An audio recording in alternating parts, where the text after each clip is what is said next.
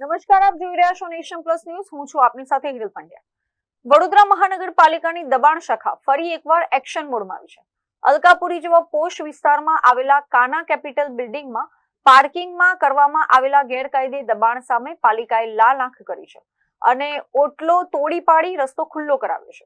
અલકાપુરીના કાના capital બિલ્ડિંગમાં પાર્કિંગમાં ગેરકાયદેસર રીતે ઓટલો બનાવી દેવાતા આસપાસની સોસાયટીઓમાં વારંવાર ભારે ટ્રાફિક જામ સર્જાતો હતો.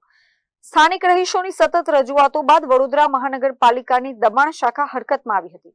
બિલ્ડિંગ ઇન્સ્પેક્ટર મેહુલ સોલંકીની સીધી દેખરેખ હેઠળ ટીમે સ્થળ પર પહોંચીને પાર્કિંગનો ઓટલો તોડી પાડ્યો હતો. આ કામગીરી દરમિયાન રોડ પર નડતરરૂપ બનતા લારી ગલ્લાઓ અને અન્ય અસ્થાયી દબાણો પણ દૂર કરવામાં આવ્યા હતા. દબાણ શાખાની આ સપાટાબંધ કામગીરીથી વિસ્તારના રહીશોને ટ્રાફિકની સમસ્યામાંથી મોટો છુટકારો મળ્યો છે.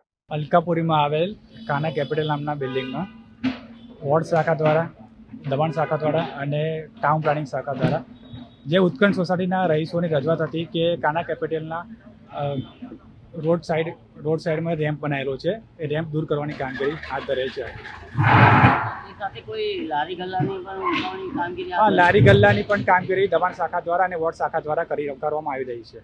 આ જે રજૂઆત હતી, રજૂઆતના આધારે આ કાના કેપિટલનો ઓટલો તોડવામાં આવ્યો છે. ઉત્કંઠ સોસાયટીની રહીશોની રજૂઆત હતી કે જે એમને અવર જવરનો રસ્તો છે એ એપ્રોચ નાનો મળી રહે છે અને ત્યાં ટ્રાફિકની સમસ્યા રહે છે, એટલા માટે દૂર કરવાની કામગીરી કરવામાં. આ સિવાય બીજી કોઈ કામગીરી હાથ ધરવામાં આવશે ખરી?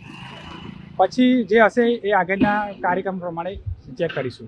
Chirag Patel, nation plus news, Vadodara. સમાચારોના સતત અપડેટ મેળવવા માટે અમારી નેશન પ્લસ ન્યૂઝની યુટ્યુબ ચેનલને સબસ્ક્રાઇબ કરો, બેલ આઇકન દબાવો અને જોડાયેલા રહો ફેસબુક, ઇન્સ્ટાગ્રામ અને ટ્વિટર પર.